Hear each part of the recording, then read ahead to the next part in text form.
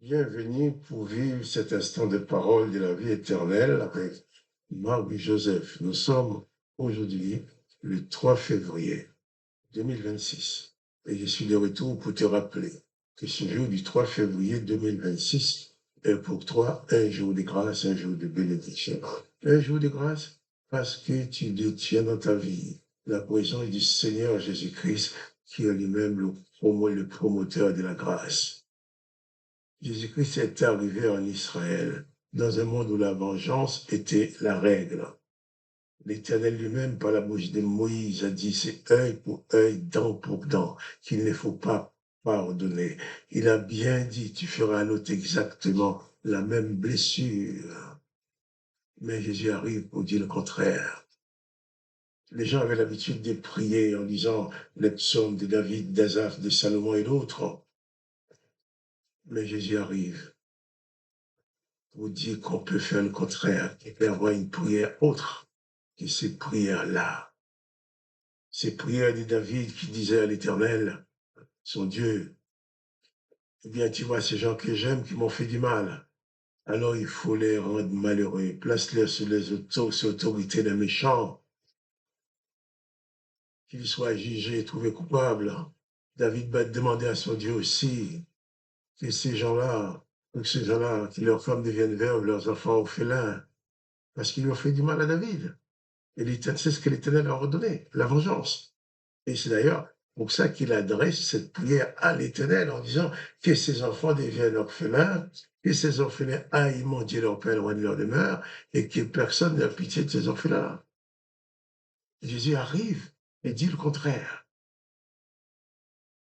L'Éternel, par la bouche de Samuel, va dire à Saül qu'il faut aller détruire ce peuple-là, détruire Amalek, qui a été mauvais, qui n'a pas été gentil avec vous. Maintenant, vous êtes père, vous n'avez plus d'ennemis.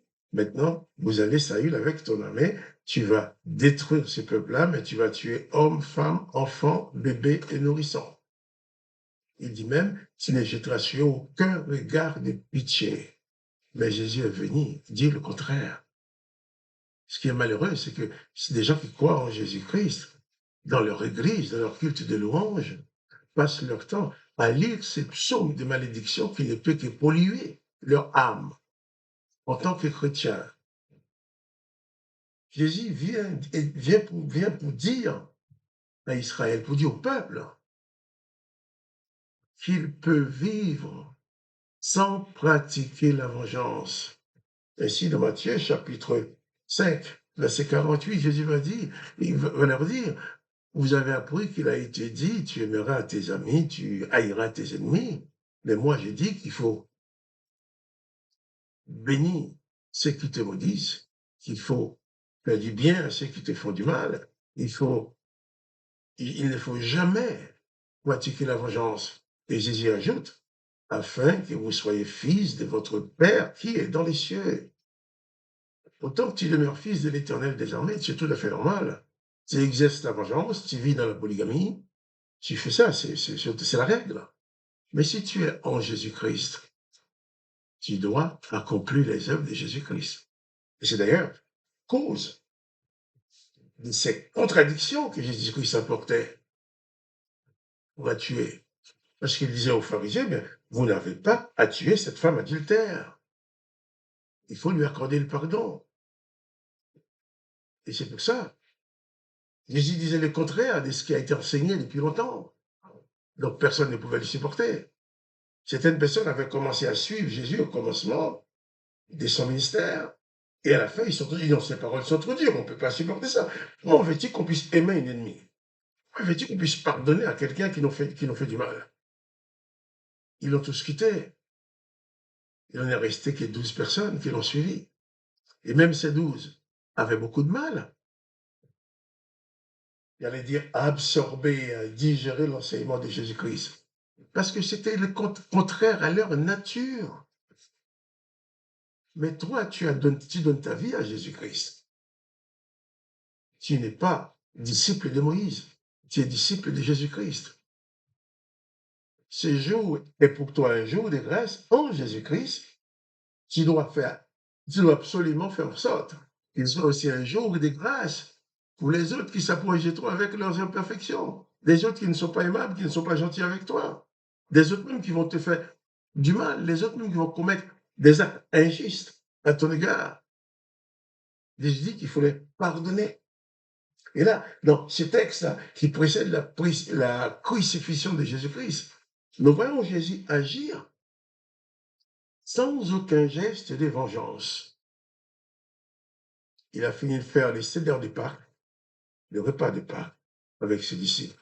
Il va dans le jardin des Oliviers, il va à Gethsémane.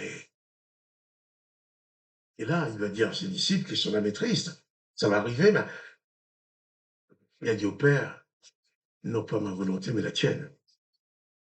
Parce qu'il voulait absolument accepter de s'offrir en sacrifice, que les religieux d'Israël le tuent, bien sûr, en utilisant la main de Pilate avec des mensonges, en sorte que quiconque croit en lui puisse accéder à la vie éternelle.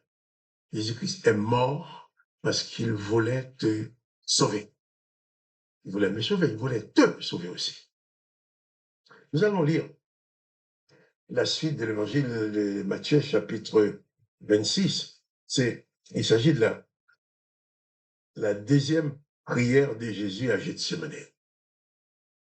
Au verset 42. Jésus s'éloigna une seconde fois et pria ainsi, mon Père, s'il est possible que cette coupe s'éloigne sans que je la boive, que ta volonté soit faite. J'ai mal lu là, il dit, mon Père, s'il n'est pas possible que cette coupe s'éloigne sans que je la boive, et ta volonté soit faite. C'est la prière de Jésus. Ainsi, Jésus nous a appris à prier, en priant à dire au Père, que ton règne vienne, que ta volonté soit faite sur la terre comme au ciel. Et Jésus, dans ces circonstances extrêmes, il met en pratique ce qu'il a enseigné. Sachant qu'il va être torturé, qu'il va souffrir, on va lui cracher au visage, on va lui mettre une couronne d'épines sur la tête, qu'est-ce qu'il dit? Il dit, Père, il était dans un corps d'homme, et dans ce corps d'homme, il a horriblement souffert. Jésus dit au Père, s'il n'est pas possible, s'il n'y a pas d'autre solution, il n'est pas possible que cette coupe s'éloigne de moi, alors que ta volonté soit faite. Si je dois souffrir, je vais seulement sûr que c'est ta volonté. Jésus, dans la souffrance, dans la douleur, on appelle à la volonté du Père. Et là, Jésus revint et trouva ses disciples encore endormis, car leurs yeux étaient appesantis. C'est la fin de la journée, ils n'ont pas fait de sieste, ils étaient fatigués.